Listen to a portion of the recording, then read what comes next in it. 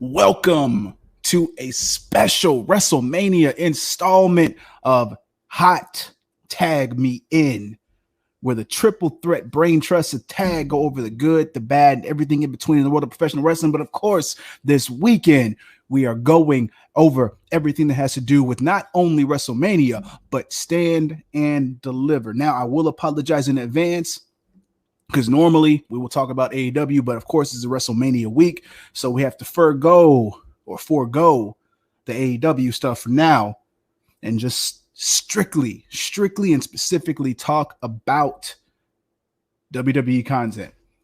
So, of course, I am the unbiasedly, unofficially official Lip Dizzle, joined with none other than Mr. Scooter Mania himself, the less than stealthy unicorn ScooterRay. What's up, everybody? And of course, our third leg in this tripod. He's somewhere around here. He will jump in when he is ready.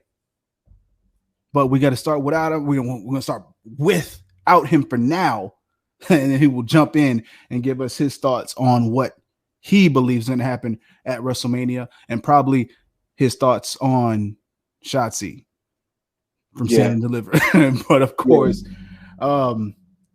first and foremost, I know we got to get into it, Scoot, but you have any news revolving what's going on?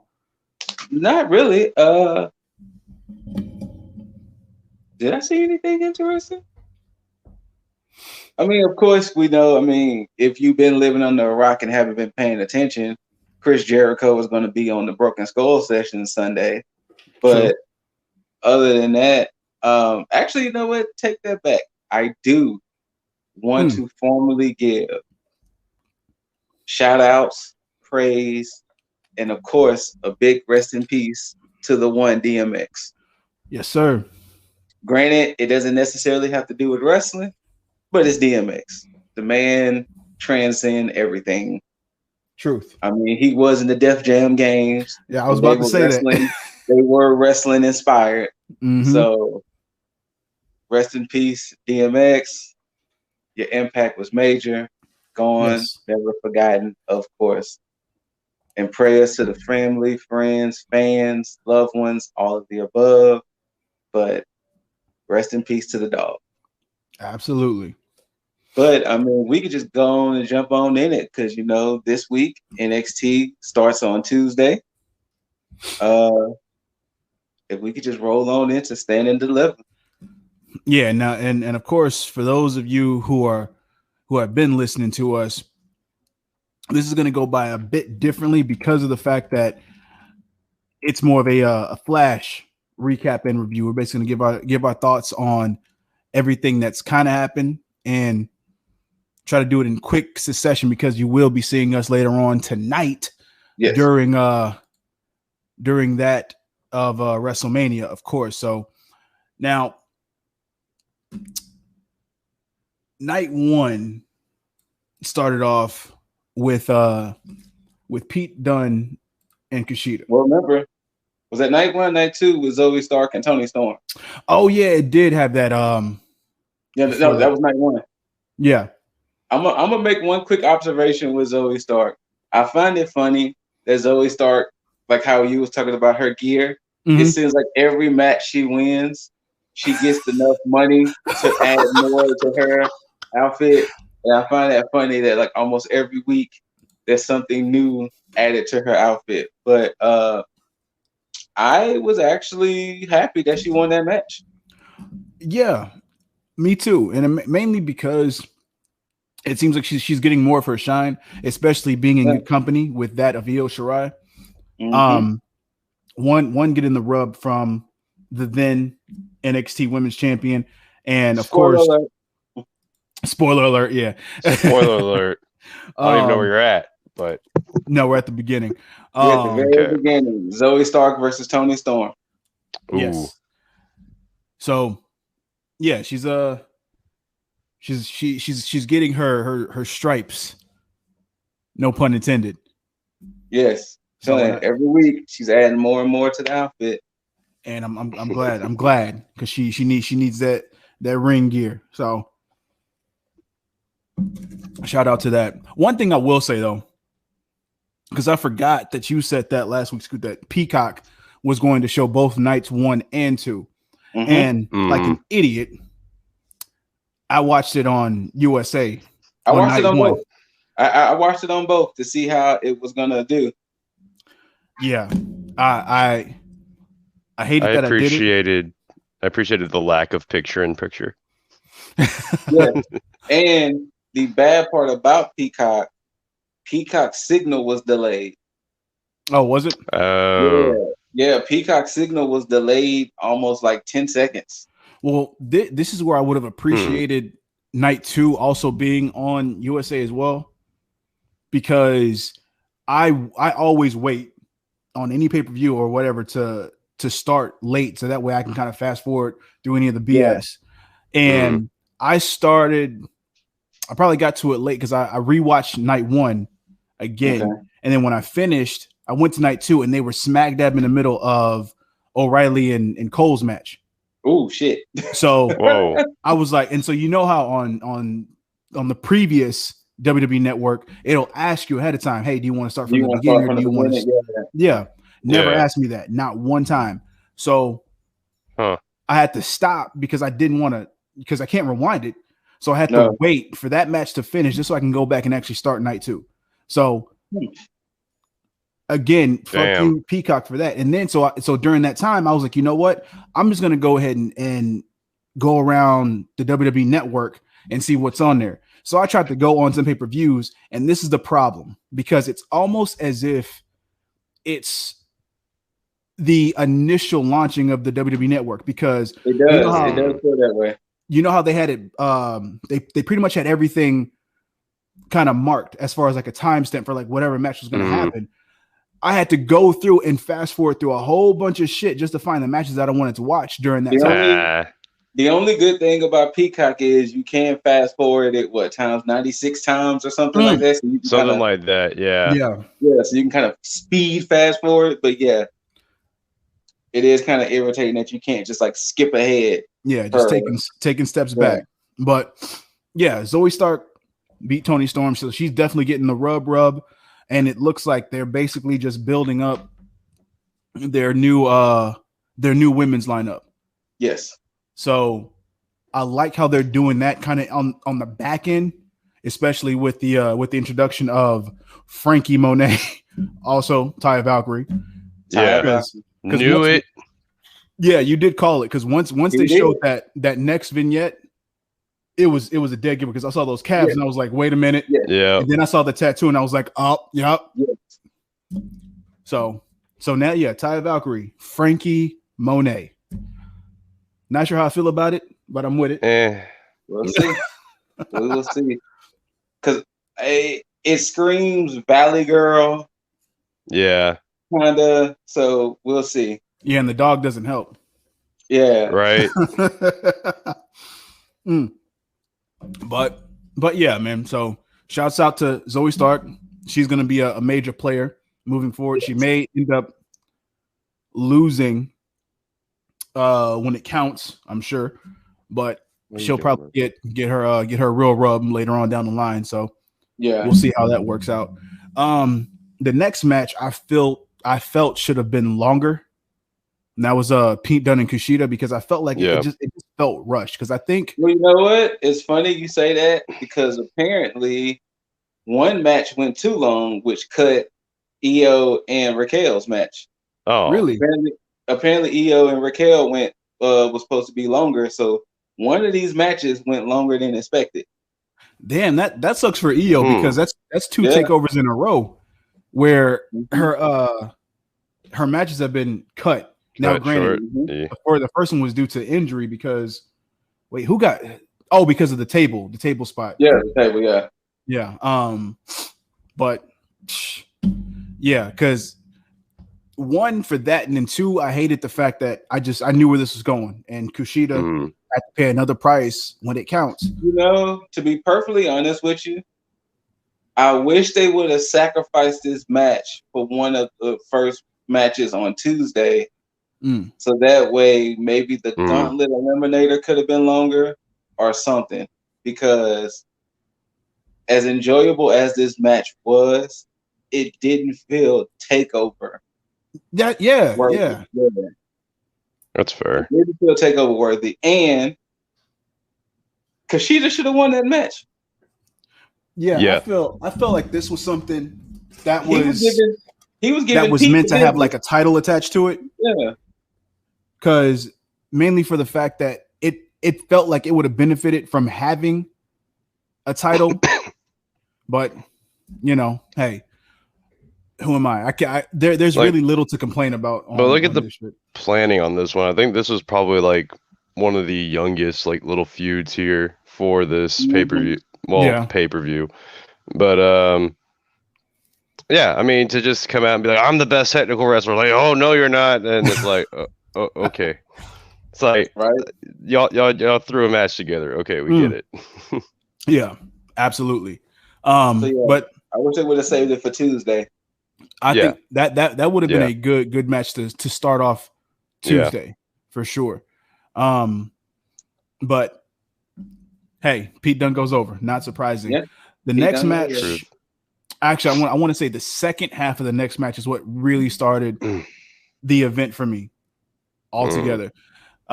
Because it was the 6-man gauntlet, which they did the gauntlet in a better way. Like, because normal regular gauntlet matches, they'll have two guys go in, start till one guy is eliminated, and then they'll have the next person come out.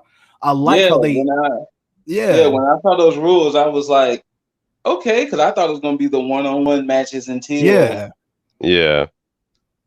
And so with that, the advantages make more sense when you have all the guys in there, because so I like that a lot. But in the beginning, the first half of it was kind of paint by the numbers for me, because you still had the same thing with Swerve and Ruff continuing their feud and moving forward from there. But Bronson Reed, fucking standout in this. Yeah. Oh, 100%. Bronson Reed. I was actually surprised that he was the winner. I was too. Same. But when it happened, I was not mad at it. Yeah. And I think it was more so because of the match that happened after this whole thing. Because to me, Swerve and Reed was a whole new match after that, because they just went at it. And I'm saying it was. It felt like it was a whole different ball game when it came down to them two. And the thing that happened with that is that it allowed me to see the direction that they were going with this North American Championship picture. And I like the fact that Swerve and Reed had that match, because it showed me how well everybody was going to work together, with Swerve being on that level, which means that Ruff was then also going to be on that same level as well. So yeah, I like that overall feel, because it feels like the old school Intercontinental Championship picture, where you had all these guys who have that championship caliber to where they could probably go to the main event. Some will make it, some will not, but at the same time, they all have the potential, and I do like that. So I also like the fact that LA Knight wasn't completely pushed to the moon, no pun intended, to Cameron Grimes, but because it would be predictable to have that guy come in and then have him just, but with a title shot. Yeah. So, but I like how he kind of did a Michael Scott impression of his like roasts of each person as he came down the aisle. Yeah. Yes. But like that was pretty great. But I'm glad that they immediately like shut him up. Yeah, and that's and I'm glad they set up the feuds outside of that between him and Loomis. Still don't know where Cameron Grimes comes into play in this, because they really kind of still threw me off. Now, Dexter Loomis could still win the title from XYZ until we'll get there. But I still feel Cameron Grimes is really close to getting that title as well, but he has to get it off of Face, because I can't see him take it off of Johnny. So yeah. Bronson Reed's giving me strong like Jeff Cobb vibes though. I love his build, man, for this because I think they need that big guy. And because I think most of the promotions right now are really missing that big guy in that role like that. Because a lot of because I think every other promotion, whether it be main card or main roster or AEW for that matter, they don't really have a big guy in that role. They usually have them as utility players. Like think of Otis, Bear Country for the tag team, Strowman, Killian Dane in a tag team. He's more of a utility player now. You know, they're not really building anybody up like how they built, you know, Yokozunas or the Vaders or, you know. Right. They're more about like the jacked dudes than the bigger guys. Yeah. So, and that's the crazy thing because back in the day, those used to be the typical guys that you would see in those roles. You know, you got. You know what's funny? I like how the names we just named, but we omitted probably the most important one. Which one? You talking about Viscera? No, Big Daddy V. Keith Lee. Because he's 100% right. He's been off TV, and that's sad because he could have been that guy for the main roster. Apparently, he had some health issues.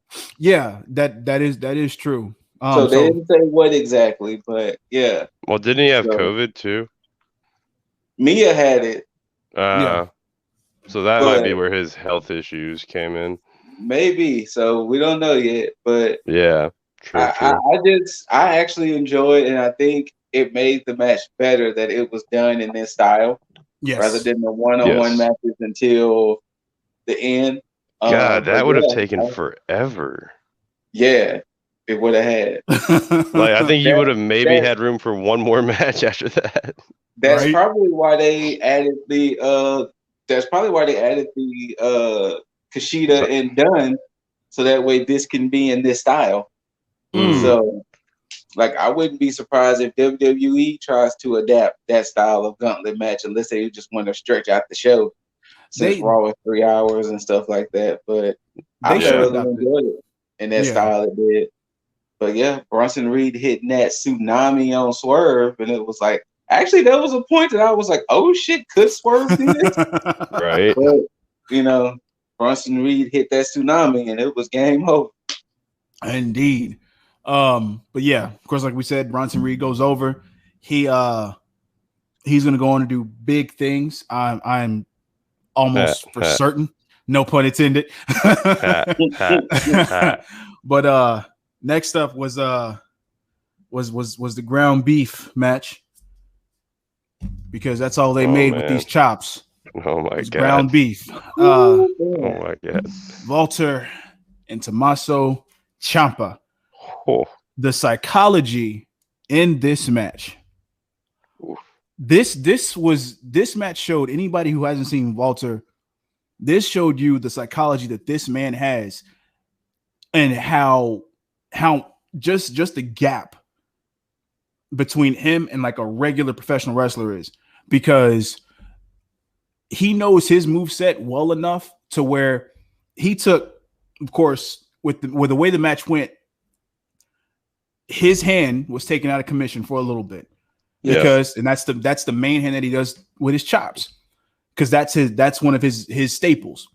And the fact that he sold that hand throughout the entire match to make the finish of the match make that much more sense. Yes. Incredible. Wait, so quick question to the both of y'all. Did any of y'all get a chance to watch the pre-show? No. The pre-show for both nights was phenomenal, because not only were they doing, of course, the vignettes, but Samoa Joe was doing sit-down interviews with some of the wrestlers. And for night one, he did a sit-down interview with Walter, Tommaso Ciampa, Raquel, and Io. Okay. The thing I love is Walter's interview, because he's such this well-spoken, soft-mannered guy. Like, he wasn't coming in there, oh, I'm gonna rip Tommaso in half. He was just, me and Tommaso gonna get in there, and I'm gonna just do what I do, but like it wasn't no aggression in his voice. It was like, I'm scared of him more. But somebody that big and that powerful, and he's talking that calmly, I'm scared of you. So composed.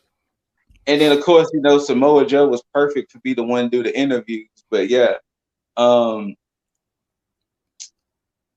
Jim Cornette has said a guy like Walter, even though his style looks so brutal, he does it to where it's still safe.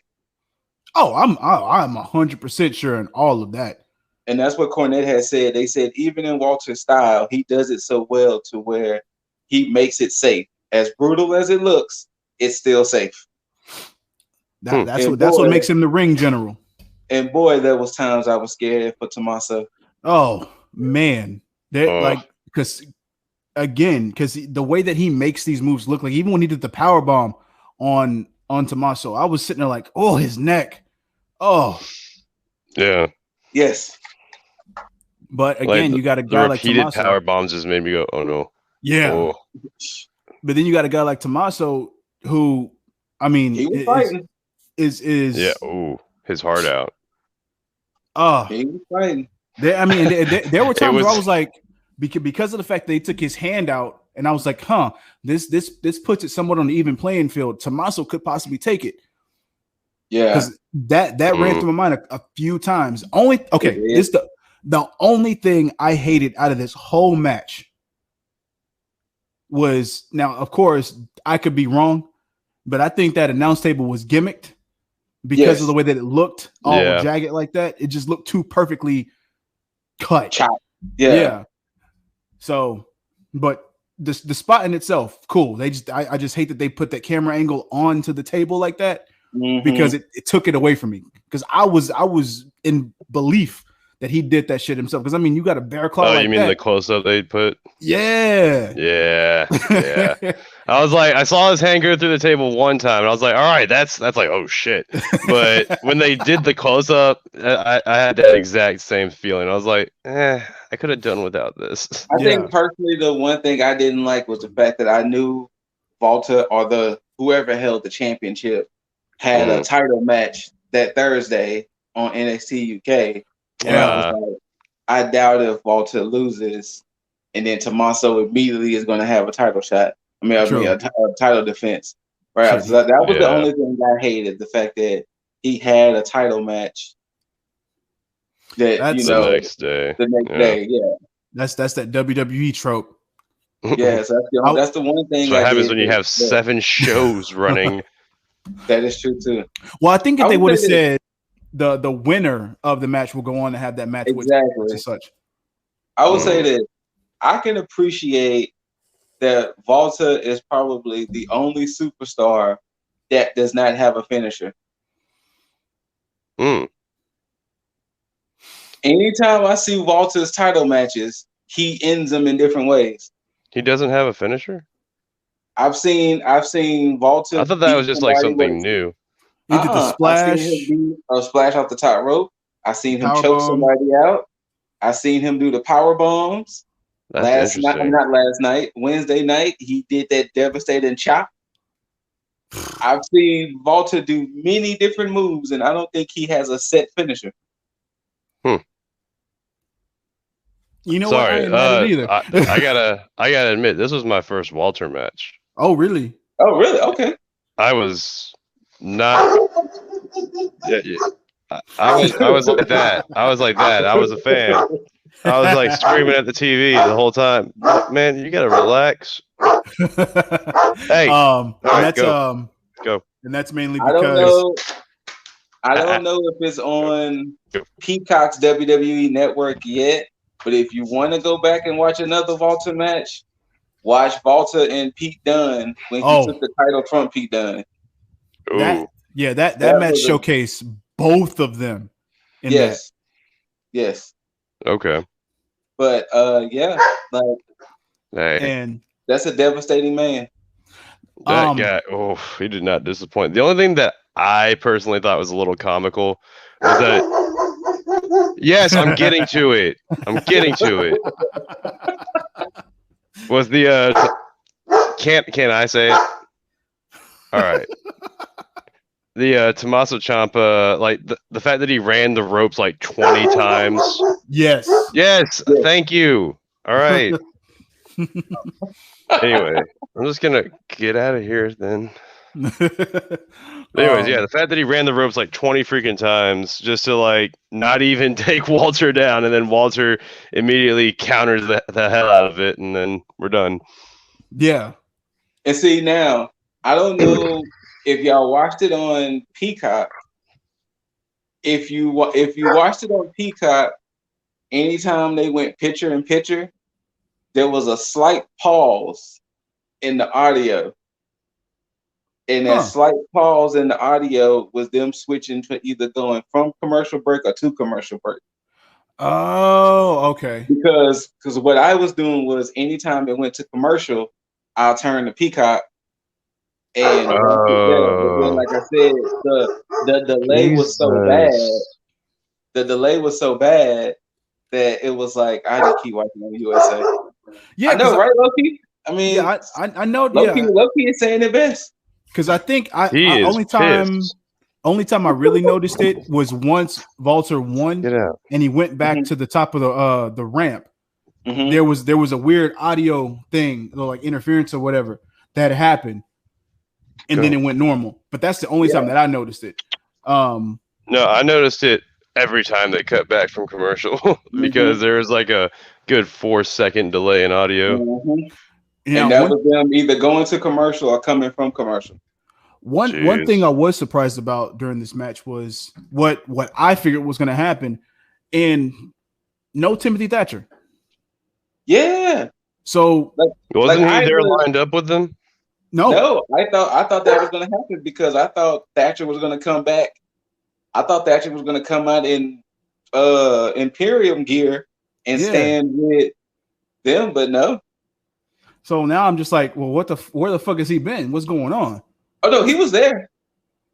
He was there backstage with Tommaso. Like, they did a thing where they showed Tommaso backstage and they showed Walter backstage, and Timmy was with Tommaso.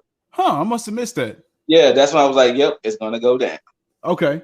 What my prediction is now, because I think this match had another purpose outside of just having Tommaso, of course, compete against Walter.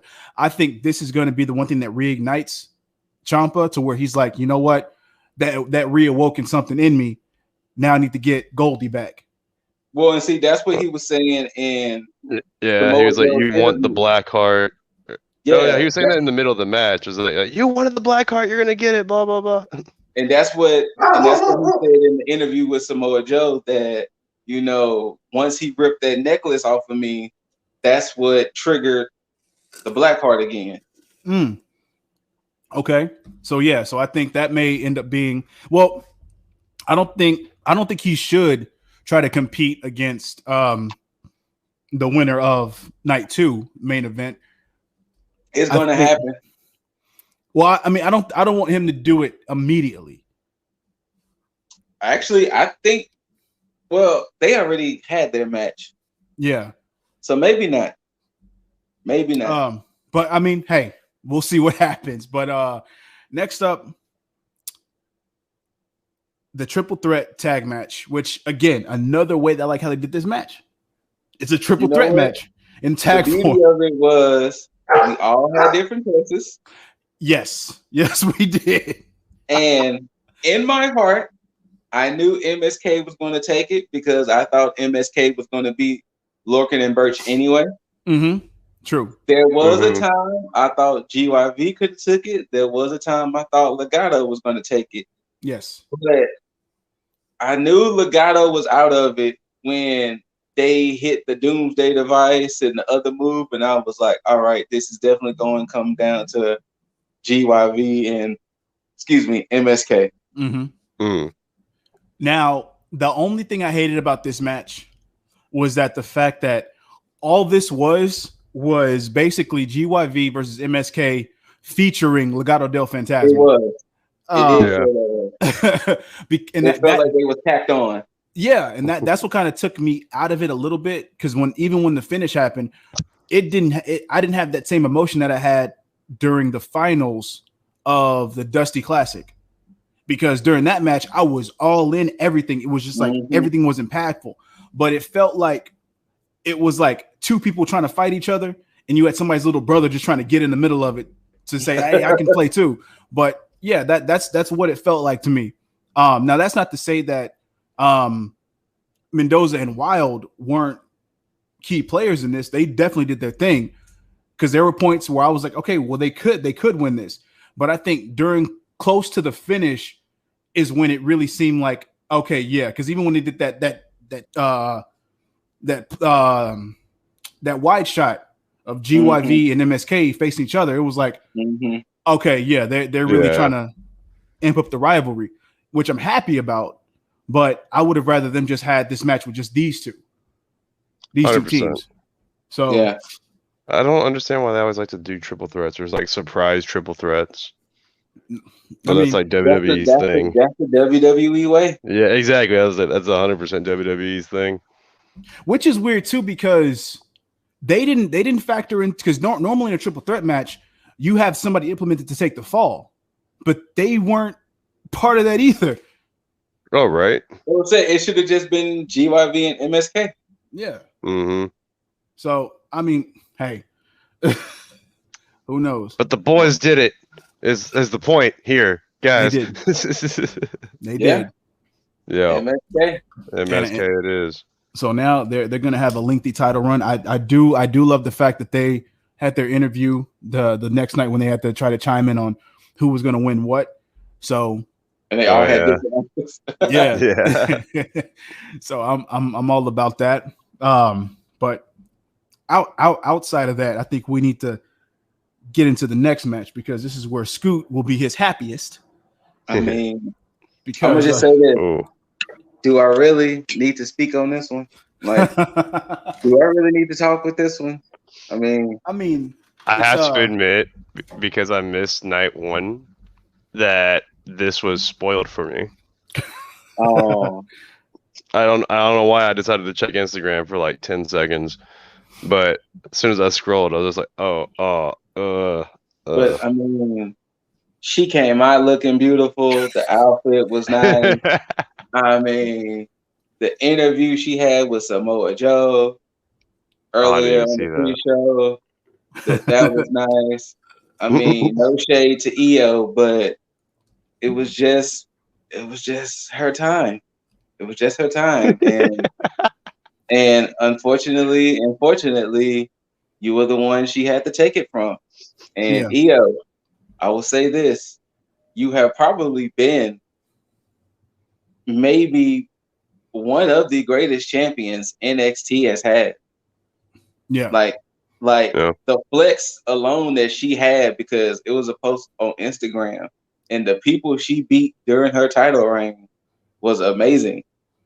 But it was RG's time. Yeah. And I almost bought the t-shirt last night. I mean, not last night, Wednesday night. And the only reason why I didn't, only because I thought, I was like, you know what? They might make her a new t-shirt. The fact that she's champion. That's true. Because the t-shirt she has now is of her finisher. And I don't think Jaeger would appreciate it, because the finisher is her power bombing Shotzi. But not the biggest fan of that t-shirt. But just, you know,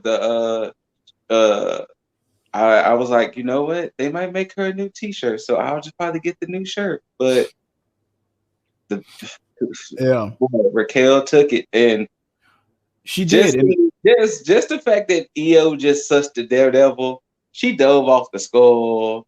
She just didn't give a shit. EO, that was a scary moment, because normally you jump on somebody, you either expecting somebody to catch you or you're gonna fall onto something. She fell directly onto the metal grates. And I'm like, something has to be broken. But she got up, walked that shit up. Now she may have been hurting after that or the day that after whole that, match, but she walked it off. To be perfectly honest with you, I am terrified of what the main roster is going to do with her. I'm terrified. Same. Seeing what they did with Oscar and Kairi Sane. Seeing what they did with Oscar and Kairi Sane, I am I'm mortified. I'm mortified at what they're gonna do with Io on the main roster. True. It helps to remember that they scared Kairi Sane out of wrestling. Right? I mean, if you really want to put it in perspective, yes. Her injury like scared her out of wrestling. Like I was like, oh shit. So I just hope that doesn't happen to her. This is why Paul Heyman is necessary in the back. Right. Yeah. I already see though that they're gonna try and make her feud with Asuka or some shit like that. If they don't team them up. Exactly. Or that. Which we don't need Kabuki Warriors 2.0. No. We really don't. Like they're good on their own. But did y'all see how beautiful Raquel was, though? But did y'all see Raquel, though? I mean, Raquel, though. Like, no, I have to say, all props to Raquel in that department. However, Io Shirai's entrance is just oddly attractive, if that makes sense. Or like oddly. I've always loved Io's entrance. The flashing lights and the way she spazzes out and everything. Yeah. I've always loved it. It's just satisfying to watch, even though it's just odd to watch. I was kind of glad that Dakota was kicked out early. Yeah. Because I didn't want it to be one of those situations to where Dakota would have been the reason why Raquel won. So I was glad that the Dakota factor was gone early. Yeah. That, Raquel won the belt. It wasn't no Dakota did some things and then Raquel capitalized. No. Part of me thinks that's gonna play a part or be a factor into them feuding, because I think mainly because Dakota never came out after Raquel won. That is true too. So I think that what's probably going to happen, and this is just me speculating, is that I think Raquel is going to take issue with the fact that Dakota tried to interfere and basically be like, "Hey, you didn't think I can do this by myself," or or something along those lines, and maybe start their feud from there. So that may be one of her first title feuds, maybe. Because I don't know who else outside of Zoe Stark who could really be up in line to go up against Raquel as far as like for her first feud title. I think her first title feud is probably going to be maybe Dakota. Mm-hmm. I could see Dakota, depending on how long they want Raquel's title reign to be. I could see Dakota. I could see Raquel. I could even see Mercedes. But I wouldn't be surprised if Frankie is the one that ultimately takes the title. I'm glad you said that, because that's where I was going to. I think Frankie is probably going to be the one that's going to take the title. Yeah, because that's what I thought. If Io had beat Raquel, if that had happened to be a chance, I think that Frankie would have been the one to just come in and actually take out Io. Yeah. But I think Raquel get a few defenses, and then it'll be Frankie Monet who takes it. There was a snafu on commentary because even Ember had to correct him when he said Raquel was the first woman to hold the tag team in the world. And I was like, no. Don't take that from Ember. Ember, and I don't know if y'all heard it the next night, but he did correct himself after Ember had corrected him on Instagram. Oh yeah, honestly, I didn't catch it on night one, but night two when he was apologizing, I was like, yeah, that's funny, right? But I was happy, of course. I was thrilled, and once again, I've never been disappointed with a takeover. I would just say maybe the Pete Dunne and Kushida should have just been moved to Tuesday and let them just have a match, but overall, I wasn't gonna let that stop me. Right. Now, of course, night two happened. It started with the so appealing, which I did not see. Killing Dane, Drake Maverick. Yeah. It was a regular tag team match, and Dane and Maverick won, so now they're number one contenders. Oh, which makes sense. That's what it was for. It was for number one contendership. And Samoa Joe interviewed Karrion Kross, Finn Balor, Cole, and I think Kyle. Okay. With Cole and Kyle, of course, it was still the rhetoric of, what's happening between the split and everything. Kross and Finn's interviews was great because when he talked to Kross was just basically, I'm gonna run him into the ground. Because he was talking about all the training he was doing, and all of it was power training, and it was like, I'm gonna run him into the ground. Damn. And then Finn had the best interview because he was like, Finn, you have a near perfect record with Takeover. You're 14-1 on takeovers. With me being the one who gave you that one.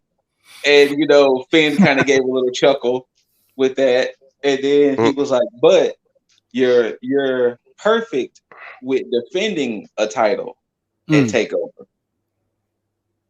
And then, of course, Finn basically was doing the interview. And, going into that match, it was still one of those, I don't know who's going to win from their interviews. But we'll get there when we get there. True. Exactly. But like you said, Killian Dane and Drake Maverick beat Breezango, and now they're going on to take on MSK for the NXT Tag Team titles, which, of course, I don't know if it's going to be on Tuesday or just down the line, but they are going to. Well, they're going to lose to MSK, so they might put that on Tuesday. So. Now, the official first match was the ladder match, which, after looking at it, this had almost kind of the exact same beats from story and up to the finish of this match as the Shawn Michaels and Razor Ramon. Ironically enough, Shawn Michaels is the one that implemented this match for TakeOver, because if you think about it, Shawn Michaels was the one that left being champion.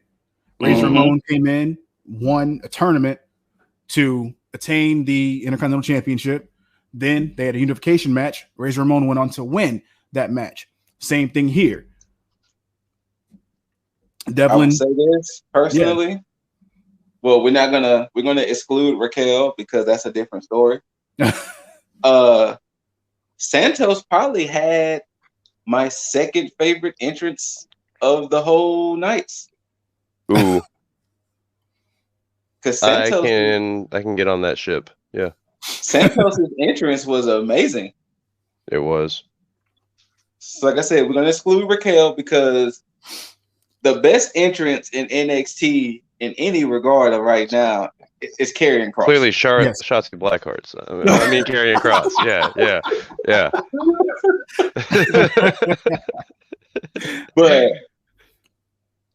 But the moment Santos came out and the way he came out, I was like, he has to win this match. Yeah.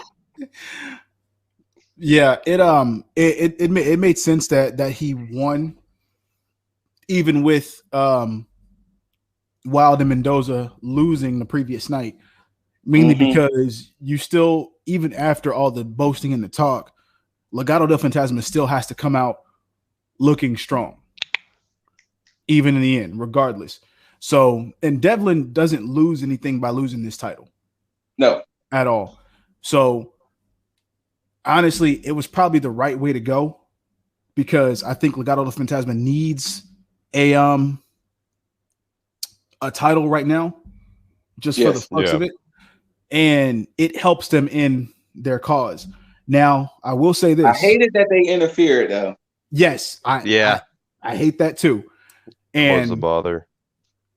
Had Santos lost, Legado del Fantasma would have been back on my shit list. Ooh. Because I would have felt like they made me look like a fool for supporting them. but all in all, you made me look stupid. I hate you. You got it. Yeah. Yeah. But yeah, this match wasn't bad. I'm gonna put it up there kind of with Dunn and Kushida. I wanted more from it. Yes. I really did. I really wanted a lot more from it, and I felt like I didn't get everything that I wanted, especially for a ladder match. Ladder matches are tricky. Yeah, because you gotta not use too much ladder, but then use just enough ladder. And then too, the way WWE has been, ladder matches for some reason now don't interest me if they're one-on-one. Yeah, I think the last good one in as far as I can remember, is Dolph and Luke Harper. Yes. Oh wow. So wow. Yeah. And that was back in 2014. But yeah, they didn't made us watch so many multi-man ladder matches that it seems weird if it's just a one-on-one.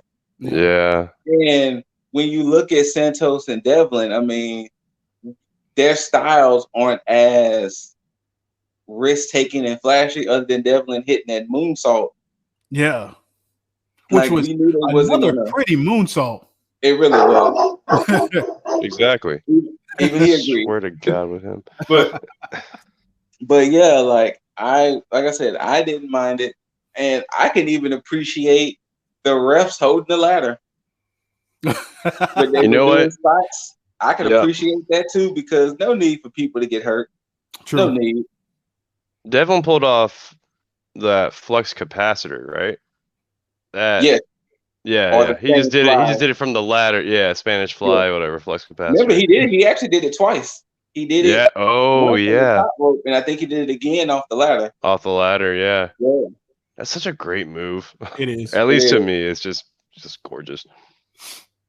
I mean, but anyway. But yeah, solid match. I honestly was like, just because of for the opposite reason, Scoot, I think it was just more refreshing for me just to see a one-on-one ladder match, because we haven't seen one of those in a while. Yes, I can see that too. And then I like that Santos gave Devlin his receipt with a headbutt. Right. But of course, Escobar goes over to win. Had his nice little the cliche stand on top of the ladder holding both titles moment. Same thing as Razor Ramon.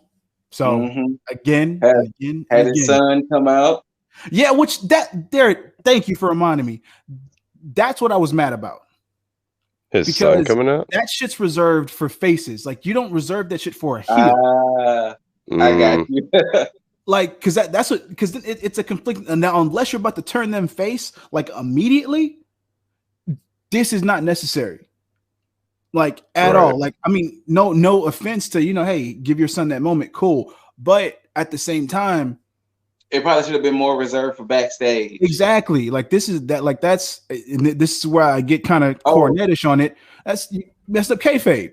Speaking of, when Raquel was doing her photos, Santos congratulated her and did photos with her. I think Mendoza did photos with her. I know her parents was there. And somebody else did photos with her too. So I thought that was a cool moment that Santos congratulated Raquel on her title. Yeah, let her be the Latin China. So for Santos. I mean, why not? I'd be down for it. I'd be down for it. Or the Santino Marella to her Beth Phoenix. All right, that. But yeah, like I said, I didn't mind the match at all. But it's just in my head, I just knew Santos is the winner. Santos is going to win this. Yeah, that was one of my picks. So I'm down for it. Next up, of course, Jaeger. Your happy moment of the night. Jaeger, you go ahead and take it, sir. Ember and Shotzi versus the Ways, Candice LeRae and Indy Hartwell. I mean, Shotzi wearing pigtails. they just look so good. I don't know what the hell like kind of shit she put in her hair to make it just extra green, but like the shit popped like through my TV. It felt like it did. It did. I'm not gonna lie, it did. Right. Like I don't know, just like it looked like it was like radiating. And I mean, this is just all props to whoever did her hair, but yeah. Also, hey Shotzi. Also, and I'm sorry, Shotzi, I gotta get you first, but I mean, secondly, I gotta address the room here, guys. Indy Hartwell, though. Indy Hartwell, though. Like Indy, though. Indy, though. And but anyways, upon looking that up, she's 5'10". Looks it. She looks like it. She does look taller. No, she looks taller though. She does look tall. That's the reason why I looked it up, because I was like, she looks so much taller than these other women, and I was like, and she's 5'10". So I was like, damn, that put Indy right under Raquel. Damn. I mean, we could see Indy and Raquel fight each other at some point. True, but Indy got to step her game up though. Indy gotta like figure out if she wants to get with Dexter Lumis or not, though. That's also true too. Yeah, I mean, Indy, we see how you be reacting to them facts about Dexter Lumis, Indy. In no way did I think that Candice and Indy was going to win. Same. No. Later on, maybe, but for this moment, no, because it'd be too soon. Way too soon. Great match, but obvious on who the winner was going to be. Yes. I'm not gonna say it, but I'm not gonna say it, but I'm gonna say it. This is just off record, you know. But babe, what the hell was that senton? It just looked a little awkward coming down. Indy, Shotzi's gonna hurt herself. That's what it looked like. She just like threw her back on. I'm like, Shotzi, love you, boo, but what? No. That stage, I mean, that dive she did where her upper half dove into the damn barricade. Yes. Shotzi's gonna hurt herself. That's almost like with Biggie and his suicide dives. Yes. Oh right. Like jiggies. But yeah, it was a decent. No. She put like her whole that's what made me cringe from her match though. Is like when she did that suicide dive and she pretty much like put her neck on the ground. Yeah. Like she just like I don't know why you didn't want to get caught by the girls, but yeah. I wish the finish would have been a little different, because with Indy being so much taller than Candice, that double eclipse looked a little weird. Yeah, I was about to say that. Yeah, it did. It definitely did, because it definitely looked like she only got Candice off of that. Yeah.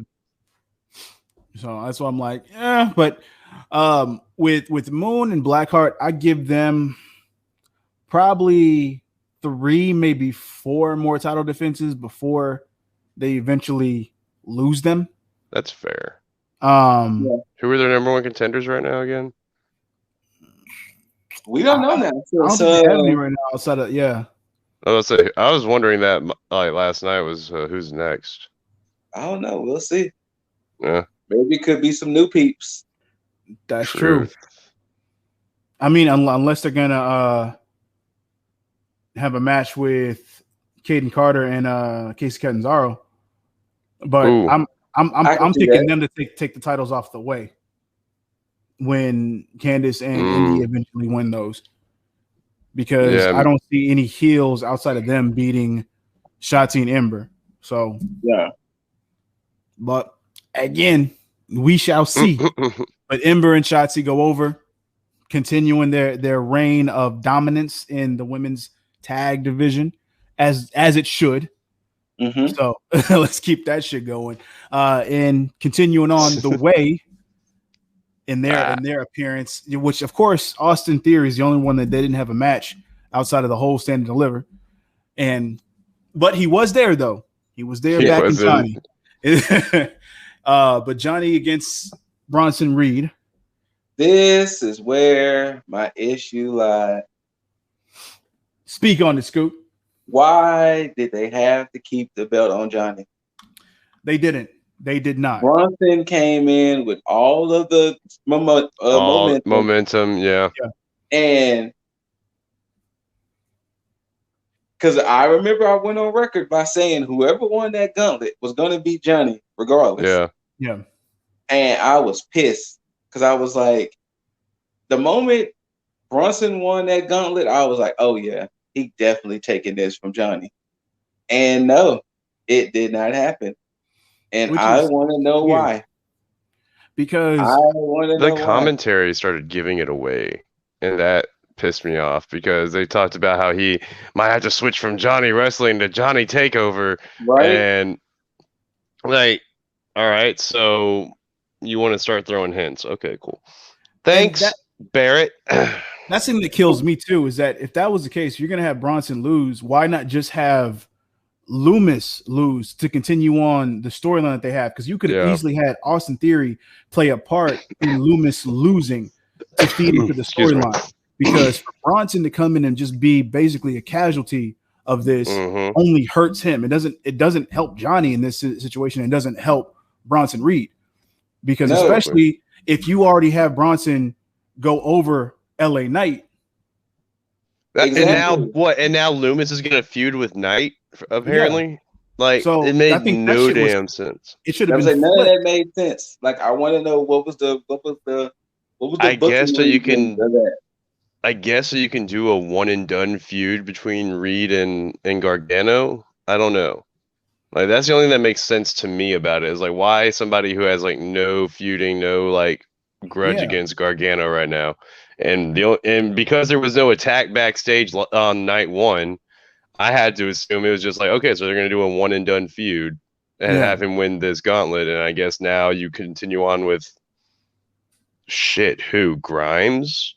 We don't know. If LA Knight and wow, I just lost it. Loomis. If LA Knight and Loomis are going to like start feuding, then yeah, you've kind of thrown away whoever's. I mean, I guess you can have them on Tuesday say that they both want to get the belt, but that's the only direction you can really take that. I was pretty upset. Like, it wasn't a bad match. I was just upset at the outcome. Yeah, that's what took it away from me too, because I'm like, it just doesn't make any sense, because I felt like it was necessary. Exactly. It was necessary for Bronson to go over, because it would have kind of done like with Raquel, would set off a new direction in that division. Because Johnny could easily go up now that Balor is not champ anymore. You know, spoiler alert. And because and it would make sense for, you know, him to try to go against Cross, because, you know, Johnny's an obnoxious heel, and usually obnoxious heels can go up against tweeners or, you know, other heels, and depending on how you look at it. But yeah, this did nothing for Johnny, because he's already beat his curse, you know, so he's already defended it enough to where it's like, and he's he's only 2-3 time NXT North American champion? Just because that belt is so young though. Yeah. It is. It's not necessary for him, you know, but I digress. So but of course Johnny goes over. Obviously, you see why we're all mad about that. Nothing against Johnny though. It's just the fact that I mean, Johnny, it was just no reason. It's all story mode. Yeah. It's all because of story. And of course, the first of the co-main events, which I like the way that they labeled that. Granted, even though an unsanctioned match necessarily isn't part of the card, it's unsanctioned. So, but if I can give a quick sidebar before we get into the mains, handle it. Night 2 especially, but this is how you do a small card pay-per-view. Yes. My like there were only 4 matches, right? Night 2, 4 or 5? 5. And that came out to 2 hours 49 minutes. Something like that, yeah. This was if WWE wants to do their small short run pay-per-views, 3-hour pay-per-views on Sunday nights, use this as a blueprint. Well, they technically did when they had the the real brand split back in like 2016, where they had where SmackDown and Raw had separate pay-per-views. Yes, right. They would just be designated to that, and they would have those smaller pay-per-views, and they would do more focus on their actual talent, building on each brand. That was probably the best brand split outside of, I think, during the time where Paul Heyman had the SmackDown 6. Outside of that time, but the way they did the separate pay-per-views made it feel like separate brands. Fair. So that's why I say that 2016 around that time was like the best brand split, because they treated it like that. But with this though, Cross and Balor surprised me. You know what? I'm gonna say this. Second disappointment in a row. Oh yeah? Go ahead. I really wanted Finn to retain. Part of me did too, because I can almost see where you could possibly go with Karrion Kross, but I mean, he has a ceiling now, because there's only so much he can do at this point, to where he's gonna have to either lose or give up that title before going to the main roster, because his time is limited. Now with Balor, you already had it kind of basically set up to where he was on borrowed time, but not because he couldn't go any further. It's because of everything he's been doing, to where you could naturally, organically have the transition to somebody else make more sense by him basically being ran through by Kross. So it would have storyline, it would have made way more sense. And if that's the case, you could have easily had O'Reilly, spoiler alert, stake his claim again. It's like, you know what? I need one more chance. I can do this. I can do this.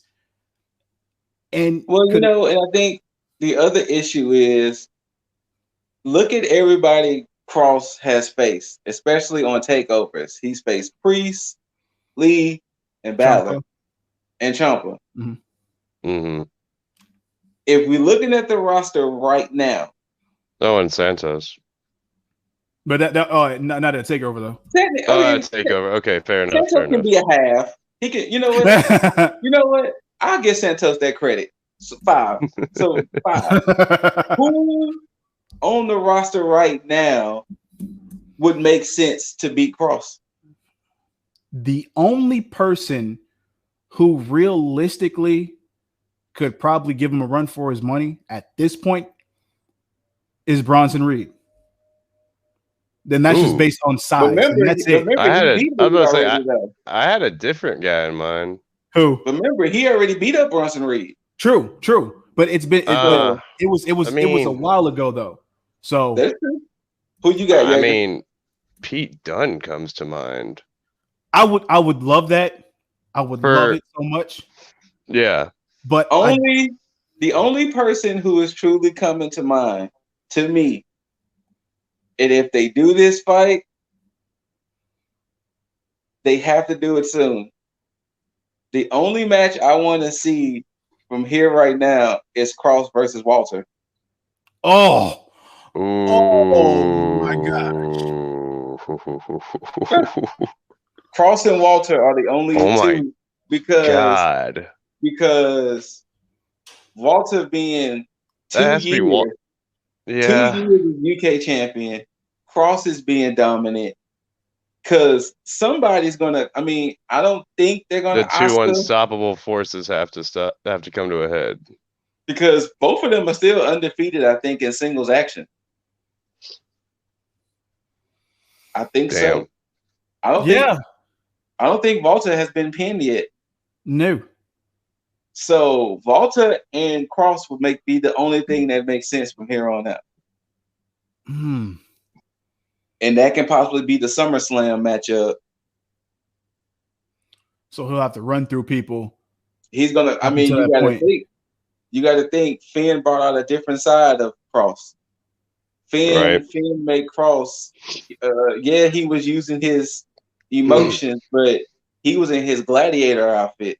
Yeah, he was in his gladiator gear.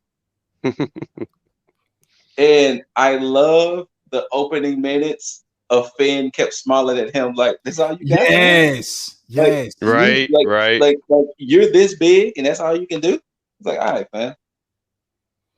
I love that. It's almost like saying you're big for nothing. Exactly. I did like care. I like Cross's like little flexes though, like when he tried to like get him in an arm bar or something, and then he like threw him off, and he like does like this whole like look at me, like you got it. However, look at me, look at you. I'll say the only point of the match that I didn't really like was kind of the end, because it kind of felt like Cross turned on a switch. It did, and then he just started dominating it. It did, because great match otherwise. So this match in the main event, I watched twice because I was like, I felt like I missed something. Yeah. And when I watched Cross and Balor again, you're right. It was just at some point he just flipped some switch, went on a crazy rampage. Run, yeah. Cerebellum, boom, 1, 2, 3. I told you I'm gonna keep calling it the Cerebellum until the official name. But it was like, because I remember when at first I was like, wait, what the fuck did I just miss? I was like, yeah, exactly. I was like, wait, Finn was just like going to town. What, why? And then it just shows him like turn the switch on. He's like, he kicked out of that 2 count and put Finn in the submission, and then from there on, it was his game. He just started. It was game. It was done. Yeah, it was game over.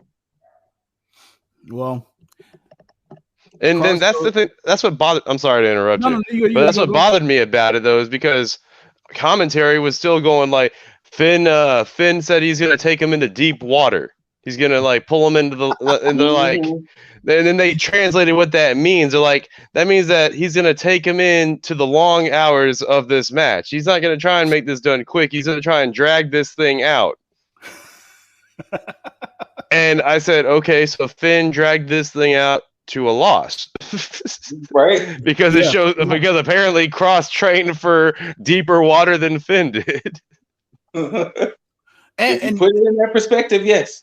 And that's another thing is that Scarlett never played a role, especially when they were talking about this shit as far as like storyline purposes with Finn. Well, the beauty of their relationship, Scarlett let Cross handle his business.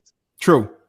Scarlett doesn't jump in and cross his business. which is good. I just hate that Finn kind of said, yo, that's your weakness, and then it didn't kind of play a part to where he showed he overcame it. It was kind of like just okay, well, she's still there. So, I mean, maybe it was a subtle thing. Maybe say, yeah, she's still here. I didn't have to keep her at backstage to happen. So I guess that maybe that was the play behind it, to say, well, she's always going to be here. So, cool. So, but yeah, what I think is going to happen, and I've said this before, but I think it's going to be Balor that ends up going against Walter. And I think he may be the one to dethrone Walter. Because spoiler alert, Walter did beat Rampage Brown. Yeah. So Walter is still champion. So he's 730 something days plus. So yeah, he's killed Dunn's record. Oh yeah. So I don't know. They showed I don't know if it was on the pre-show or on the main show, but they put a graphic up. And Walter is the longest reigning champion, I think, since what year did they put? I think since the 90s. Oh wow. That his 730 something day reign is the longest, and I think Pete's reign I think is 3rd or 4th. Because I think Kaylee Ray's reign I think is like number 2 now. Okay. But yeah. Damn. And I think like New Day was 5, and then they went down the line too. But yeah, Walter having a belt for 2 years is crazy. That's very crazy. That should have also been for CM Punk, but hey, that's a story for another day. But yeah, the next co-main event, which was hold on. Go ahead. How y'all feel about the new recruit that was introduced with Stephanie McMahon and everybody else? Oh, you're talking about the 2 new recruits, Saray and the other guy. the Olympian. Oh, that who the I can't remember. I said something when I seen him, but I don't remember what it was. So maybe it wasn't that important. Okay. But yeah, I mean, my thing, I guess I have to wait to see what. I mean, they're going to do something with Saray, obviously, because they're building up the women. But as far as on the men's side, I almost see Jason Jordan 2.0 in a way. Okay. So I guess I have to wait before because anytime I see Olympian, I always they throw him in that same category. You know, you think about college or Olympic wrestler and all this other stuff, and it's like that whole paint by the numbers deal. And I don't want that. I want something new. Kind of like how Brock Lesnar was kind of brought in. He was a wrestler, but they never stated it like that. They just basically labeled him as like a brick shithouse after pairing him with Paul Heyman, obviously. Yeah. But like anybody else that comes in, Chad Gable, same thing. Jason Jordan, obviously Alpha, American Alpha, because he's paired with Chad Gable. So you got two Olympian styles. Same thing with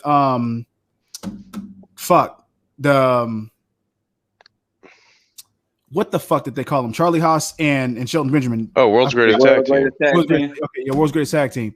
I don't know why that shit slipped my mind, but yeah, it's like the same thing. It's like everything is within that same wheelhouse, and I really want them to do something different to where he stands out and doesn't seem like just generic Olympic wrestler.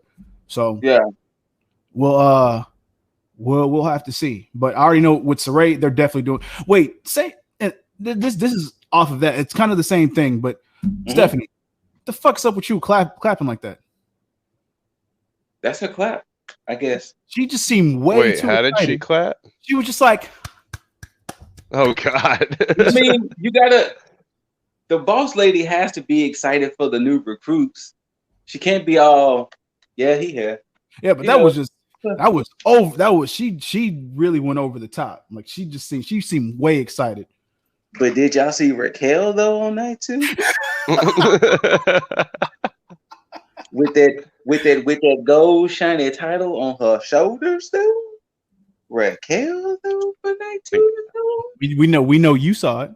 I think I missed it. Shotzi was on the TV at some point. No, she wasn't there. But main event, technical main event time. Yes, this blood feud between O'Reilly and Cole. They did it right. This Cole was a long Kyle debuted his new music. Mm-hmm. Adam Cole was basically a remix of the Undisputed Era music. Yeah. And Jaeger said it best. They went by 30 minutes. Yeah. They were fighting. Yeah, it shows no, they went 40 minutes and 19 seconds. Oh, shit. Long ass match. Shit. I saw how much time was left on Peacock. I said, what the hell? I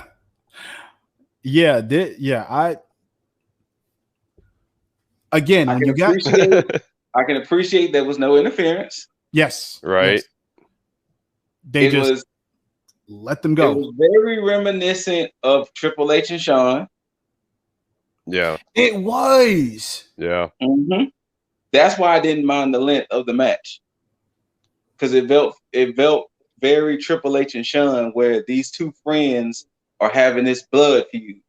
Like, I have to exercise you, my demons. I have to exercise them. And I like the way this went. Just like you said, Scoot. They fought, and I think this was the best way to go about it. And of course, the finish was the best way to go about it as well, especially with what we have going on. I mean, obviously, Cole going to the main roster, and Kyle's going to stay there to kind of continue on his singles run. Which now, after this, I feel like he'll eventually possibly win the NXT Championship. Granted, it may be a short run, but that's at the max. It'll be a short run. I don't think it's going to be something where he wins it and he holds onto it for a long time. I think it'll be something where he gets it, is able to hold it for a little bit, and then off to the sunset. Whether that sunset, gonna win that thing off of Pete Dunne is what he's gonna do. Tell you right now. I've been loving the Bobby Fish memes. The Bobby Fish memes of him looking like, what's happening to my group? Like, what is happening? I come back and I'm not part of a faction anymore. What's going on, guys? Right. I will say this. Some devastating call outs. The implementation of that chain. Yes. Actually, I'm sorry, but I feel like they use that chain way too much. They were. I'm gonna say this because Cornette called it out, and I 1000% agree with Cornette with this. What's that? Why the Kyle O'Reilly style should be what Matt Riddle should be wrestling as? Oh yeah. I remember you saying that. Cornette. What do you mean exactly? So with Matt Riddle being a former MMA fighter, you will think he will fight more like Kyle O'Reilly. Like you will think he would have Kyle O'Reilly's style. Honestly, I keep forgetting that Matt Riddle was an MMA. Yeah. No, only because of like this gimmick they have him running right now, like the hot, like the stoner dude they have him as. Yeah. I don't know. It's something else that Vince can kind of just exploit a little bit. It's like, you know what? Hey, he's a stoner. We got people that are stoners as well. Let's go ahead and have one of those. And especially if they did an NXT with him and Dunn, when they did all the little jokes and sidebar shit. It's like, see, but my problem with it all is that how dare you have a stoner character when you suspend motherfuckers left and right for having weed in their system? Like, exactly. Hey. And then the pure hypocrisy of Mr. McMahon. And then you make Rob Van Dam, who y'all took a fucking Hall of Famer. Y'all took the titles off of Rob Van Dam because he was caught with marijuana. Yeah, exactly. But I will say this. And then they inducted him in the Hall of Fame. And they inducted him into the Hall of Fame while he's currently working for TNA. No, he's done. He's done with them. Oh, did he finish? I think that was one of the reasons why he got inducted, because his run with them was over with. Okay. That finisher though. Oh, right. With him wrapping the chain around his leg and him hitting that knee. The thing is, Cole when I first saw it, I was like, "Ooh, that didn't look that good." But when they showed the replay, I was like, "Oh no, he caught all." Yeah, get all of it. Yeah, because I said the same thing at first when it was happening. Because when he was wrapping it around, I was like, because it looked like it was falling, and like he kind of tightened it up a little bit, and then he did it, and I was like, okay. And when they showed their replay, I was like, oh no, he caught Cole nicely. And that's the good thing I like about people who are actual friends outside of this, because the chemistry makes more sense and everything works a lot better because there's a lot more trust. I don't know if Thunder Rosa and Britt Baker are friends, but they're probably the only exception to the whole friends have the best matches thing. True. Because normally friends usually have matches like that. Like you said, it's that trust. But shit, Cole putting O'Reilly through the stage. Like that entrance ramp. Oh my god. They were going at it. And I like the fact that O'Reilly got to exercise his demon. Yeah. And it shows that growth base, especially with the promos and the vignettes and everything and the whole history. Like, it shows the growth from Kyle, like Bede from this point and then moving up to here. It's like, it makes so much sense. Like, if that match would have went any other way, it wouldn't have made any sense at all. No. Adam Cole winning that match would have been the wrong decision. Yeah. So this works perfectly, and I think it's going to help O'Reilly in the long run. Just how I said, I think he's going to end up winning that championship down the line because of the effect that this whole feud and storyline has had on him, going from being that, basically growing up out of Undisputed Era and understanding, hey, I got to pay for the things that we've done before.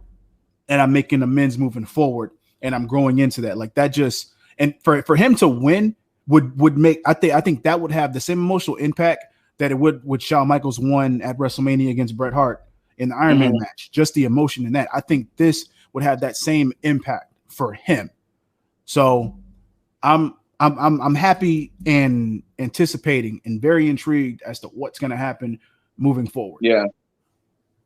So I want to know. I want to know where Kyle goes forward, and I want to know where Finn goes forward. Watch they put them in like a tag team. I hope not. I hope not. Nah, me too. Me too. They definitely don't need to do that at all. But overall, Stand and Deliver 1 and 2. I said it before. I've never been disappointed with a takeover. Same. And then, as of right now, WWE, you got some pressure. Yeah, and it's gonna hit hard. Right. It's gonna hit hard because to me, Stand and Deliver was WrestleMania for me. I'm gonna say WWE, you got some pressure. Oh yeah, 100%. I think that's where it's gonna start and end because again, I've said this. I'm not too thrilled about watching WrestleMania. It's probably like one of the few times that I've not been thrilled to watch WrestleMania. I'm gonna say this because I was talking to my brother this morning, and I'm glad we go ahead and segue into this. I'm always going to be excited for WrestleMania because it's WrestleMania. Mm-hmm. Even though the feuds might not be built up correctly, or even some of the matches might be lackluster, it's just the spectacle of WrestleMania that I'm happy about. True. Now we kind of talked about this in pre-production. Yeah. Raw and SmackDown did not help this build for WrestleMania. I didn't know about SmackDown, but damn. Raw was horrible. I mean, the only thing Raw did, they established that Rhea Ripley is going to be the heel in this situation because she turned on Asuka in a tag team match. Bobby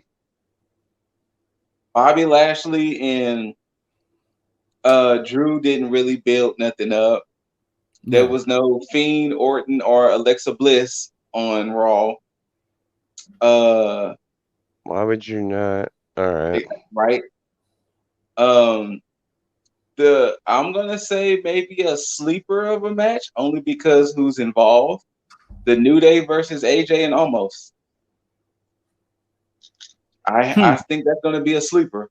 I'm with that. I could see that. I kind of wish Bad Bunny and Miz would have stayed Bad Bunny and Miz. Same. Because the way they turned it into the tag team match, I kind of didn't like that. Yeah. Because it was kind of weird. I kind of wish it would have just stayed one-on-one. I would have honestly rather them give me a match between Priest and Morrison, yeah. Because that, to me, like that's WrestleMania worthy as far as a singles match. Yeah. For me. And then you just have Bad Bunny in in his corner. Yeah. And vice versa with The Miz. So I'm like. And in SmackDown's case, the Fatal 4-Way Tag Team match,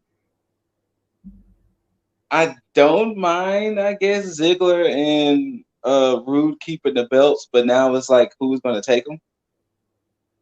Right. Because most likely it's going to be one of those three teams that they beat is most likely going to take the belt. And then Jey Uso winning the Andre the Giant, that's cool, but does the Andre the Giant really has the prestige? It doesn't, because it doesn't lead to anything. That's the problem. Yeah. You think of some of the previous winners, Corbin, Big Show, Cesaro. It did nothing for any one of them. And Mojo Rawley. Yeah, so it's like, and now, where does Jey Uso go from this? Yeah, it's not like he's gonna get a title shot, and not sure where the fuck Jimmy is. So there's that. So I don't like. I like. Of course, no. Don't get me wrong. Like I'm glad that Jay's getting his shine. I think he deserves it. But it just none of this screams like, hey, you're letting me know exactly where this is going. Because only thing that this did was basically boost up Roman converting Jay over to his side and like, hey, basically, you being with me is like the best thing to happen to you. It really just feeds Roman's case and his cause. That's it. Right. You know, and not to say that's a bad thing either, because I think Roman being the heel that he is, it all favors him. And I like that because case in point, last night with his promo, out of three of the best promos last night between him, DB, and Edge, Roman gave probably the best promo. Edge gave probably the most emotional promo, but Roman just cold, concise, calculated, the way that he just said, like he say composed. Look, if Roman wins tomorrow, I see nothing wrong with it. No. Absolutely nothing wrong. Fair. But again, this show really did nothing outside of the main event because Sasha and Bianca, this build has been fucking horrible to me. I think they could have made it less than everything they've got. They could have made this way more subtle and just kept it. I'm just excited for the fact that they're going to main event. And, you know, we get 2 black women main event in night 1. I'm happy. True. And there also might have been a slight spoiler for night 1 as well. What's that? Becky Lynch's tweet. Becky Lynch made a tweet. And the cryptic one? Yeah, that says night 1. If you read it, it says night 1. Oh, what the hell? Yeah. So Becky Lynch comes back for WrestleMania. So they were saying what might end up happening. Bayley might do her Hello Ding Dong segment or Ding Dong Hello segment, and Becky might be the one to come out. Give us Bayley in any capacity on WrestleMania because she deserves to be there. Period. Yes. I honestly, I would have rathered this. I would have rathered Bayley go into the tag team turmoil by herself, right, and then to go on to beat Baszler and Nia Jax by herself, and then to have her just be bragging to be like she's the tag team champions. I know it doesn't make sense. I know, but it just it would have worked for Bayley's probably the only person that could pull that off. Yes, just for the record. I mean, yeah, but hey, they don't pay me to book. And the only person I would turmoil got muddy because now Carmella and Billie Kay are in it. They're not winning, obviously. So. That's an odd pairing. Everybody there is an odd pairing except for Ruby Riott and Liv Morgan. Yes, that is the truth. Ruby and Liv are the only. Wait, so who is it? Besides Ruby and Liv, who else is it again? Lana and Naomi. That's Natalya and Tamina. They've been around for a minute though. Yeah, that's weird. Natalya and Tamina is weird. Mandy and Dana. They've been around. And then of course Billie Kay and Carmella. Yeah, that's just weird too. Like, so 2 teams are weird. The other 2 have been around for at least a little bit. Yeah. But I mean, do we want to round off these predictions right quick? Or? Yeah. Before we finally head out of here and leave y'all with this before everybody watches WrestleMania. Let's get into first off night 1, starting off with, and this is what they have as far as the match card. The order could change, but we'll have to see what happens. But I think this may be the official order. So first up is Bobby Lashley and Drew McIntyre for the WWE Championship. Where do we see this going? Does Drew win to get his celebration with the fans in attendance, or do we keep the Bobby Lashley era moving forward? I'm gonna start with you, Jaeger. I think we finally get Drew's deserved championship win. Okay. I think, but damn, it's hard to call that though. So honestly, I'm gonna leave it at undecided. I really don't know who's gonna take this. I think somebody might have an idea, maybe even a clue. However, Scooter said it with his gesture. Say it without saying Bobby's it. Gonna win. I think Drew. I think they're gonna give it to Drew. I don't think it's the right call, but I think they're going to end up giving it to Drew. But if they do give it to Bobby, and I'm going to have a little speculation here. Oh yeah. I think if Bobby wins, I think we may see a returning Keith Lee be the deciding factor in this. I don't know. I could be wrong. I would be happy with that either way. But because I think that what MVP may be doing is building the Hurt business in almost in the same respect as the Avengers. You basically just switch out the roster, saying everybody in the same brand, just end up putting more people in there, building up more people along the way. So we'll see what happens. But I think if Bobby wins, it's because of that. I don't think that we'll have another match between him and Drew where it just goes the other way. I think if Drew wins, that's mainly for that reason, just so that way he can have a celebration with the fans. Other than that, I think it'll be some Hurt business shenanigans that happen. Next up, Bad Bunny, Damian Priest versus The Miz and John Morrison. I personally don't care. I am intrigued based on what Scoot said with the training for Bad Bunny. But other than that, this is not something that I really care about. I don't care. Yeah, it's got to be Priest and Bad Bunny because it's gonna have to be Miz doing the job for them. It just sucks for Morrison. It really does suck for Morrison. It does. It also sucks for Miz because he was a champion like 2 weeks ago, 3 weeks ago. Right. The reason why I don't feel bad for Miz in this aspect is because he's such a company guy to where he's going to be rewarded on the back end either way. Morrison deserves way more. But I do think Morrison has deserved more for sure. Exactly. But I think this is what pulls Morrison away from the Miz. And I think this may happen on the Raw after WrestleMania. I think Morrison finally goes separate ways, and then please, can we see him finally get a push, at least like a run or an opportunity? I'm hoping that this is just him eating shit for leaving. But I mean, he got fired, so I don't know why he would have to eat shit. But hey, whatever. But next up, New Day versus AJ Styles and Omos. Scoot already said this would be a sleeper match. I honestly think AJ and Omos takes it so that way AJ can go ahead and beat Grand Slam. Same. That's where I'm going. I don't want it.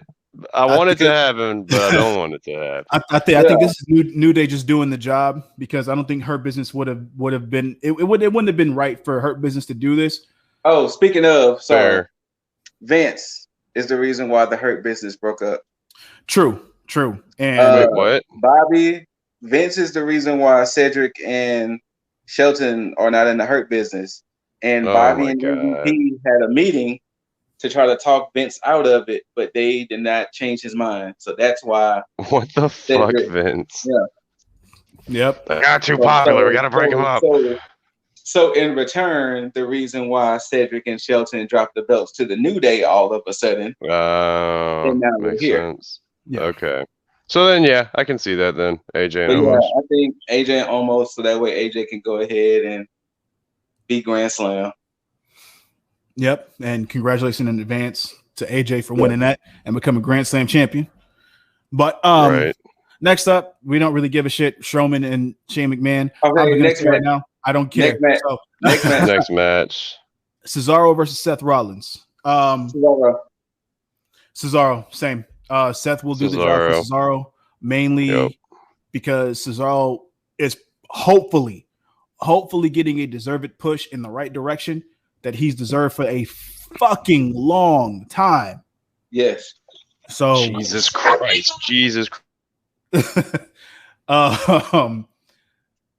Next up is the women's tag team turmoil match.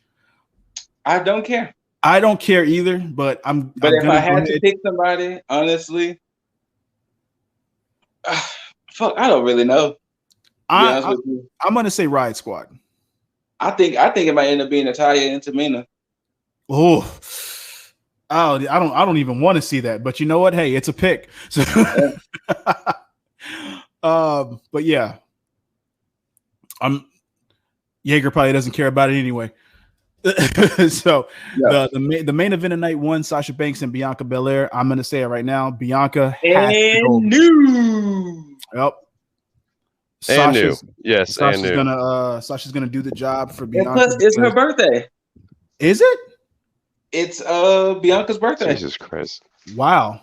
Today? I think it's today. Yeah. Oh, well, hey, happy birthday! That's a nice birthday present. Right. I'm sorry. What was the last match? It was a tag team turmoil match between. I don't care. And Sorry. Yeah, see, there it is. Yeah.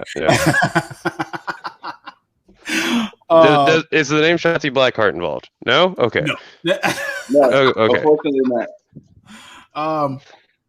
No. So that's night one. Sasha, Bianca's birthday was yesterday. Oh, yesterday. Okay. Night 2 starts off with Asuka and Rhea.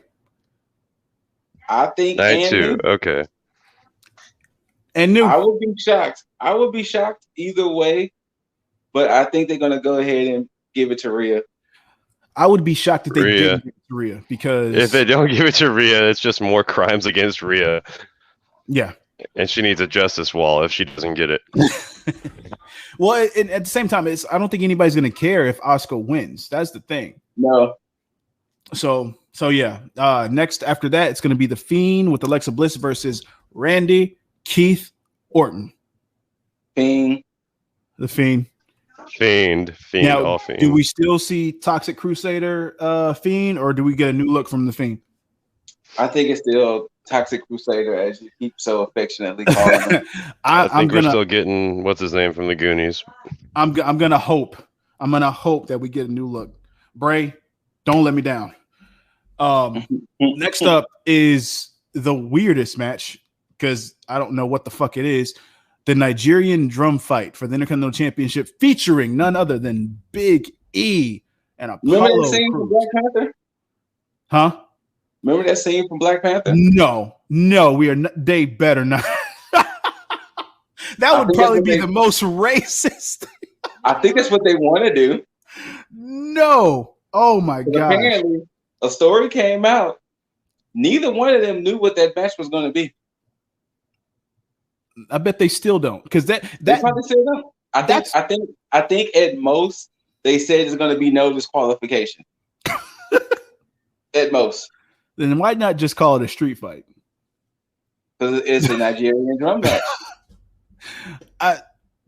Look, all right. Well, I think we all know this. I think this would be the same thing as Asuka. Apollo has to win. Yes. Because if he doesn't, this would be all for naught. Now, of course, I fucked with Big E's promo last night. Mm-hmm. I think he was intense. It just made sense. I think this is the character, is the direction they need to take the character in. Now, granted, he is going to have Wale for his entrance, but it's going to be all for naught because Apollo is taking this. Yeah, he is. So, hey, well, if it goes any other way, I'll be surprised. But you know what? I'll be surprised, but I won't be surprised at the same time. It's weird because I don't mind. I wouldn't mind Big E winning. I just think that this match would have been stupid because of it, though. Mm-hmm. So, hey, next up, Kevin Owens versus Sami Zayn. I guess with Logan Paul. I want to care. I don't. I'm not even gonna hide it. I don't care. I want to care just for Owens and Zayn. With this whole Logan Paul edition, that's what takes away from me, because this match should be of the same caliber as Cesaro and Rollins. But it should, because of this gimmick shit, it's taken away from the feud and the build-up in itself, because all I've seen is Logan Paul and Zayn, and then Owens with the stunner here and there. Mm-hmm. Like, there hasn't been much of a build, and I don't like that. I think funny thing is, I think Zayn might end up taking it. I think for the conspiracy gimmick and everything, I think he should. Because Owens doesn't lose or gain anything from this, because it feels like a nothing match anyway. Yeah. So yeah, I'll give it to Zayn on that one. What's next? Oh, I'm gonna say KO just to be on the opposite. Hey, that helped you in Stand and Deliver. So, Riddle and Sheamus for the United States Championship. I think Riddle keeps it. I'm with that as well. Sheamus doesn't really need it. Sheamus is going to feud for the WWE Championship moving forward. So that's where I'm at. What you got, Jaeger? I'm sorry, say that one again. Riddle and Sheamus for the U.S. title. U.S. title. Damn it, who is? Oh, Riddle, right? Riddle and Sheamus. Yeah. Oh, Sheamus. Oh, outlier. Sheamus. Okay. I'd like it to be Sheamus, but we'll see how that goes. I have like no history on the promos or any of their interactions. The beef just started 2 weeks ago. Oh, so, well then there we go. Next up, we got Nia Jax and Shayna Baszler defending the women's tag champs against the winners of the tag team turmoil. So, Scoop, does your pick go over? I'm gonna say whatever I said, the same thing at Takeover. Whoever wins this match is gonna beat Nia and Shayna. Okay. I am the same, but I'm gonna have the caveat saying if it's my pick, the Riot Squad, they're gonna win. If anybody else, I undecided. Yeah. I have no favorite in this. However, sure. Riot Squad. Okay. Next up is the main event, which probably my most anticipated match outside of Banks and Belair. I am still torn with this match. Reigns, Edge, and Daniel Bryan. I'm still torn between this one because I really don't know. Same. I honestly couldn't pick if I to be definitive as I know this person's gonna win. They've built this up in a way to where even with the addition of Daniel Bryan, everybody has a dog in this fight to be able to win. So if I have to pick a winner, I think Reigns retains. Reigns retains the Universal Championship. Okay. Sorry, last match? I don't know. Yeah, this is the last match. No, one before. Which one was it? Oh, the one before this one was the tag team. Yeah. Sorry.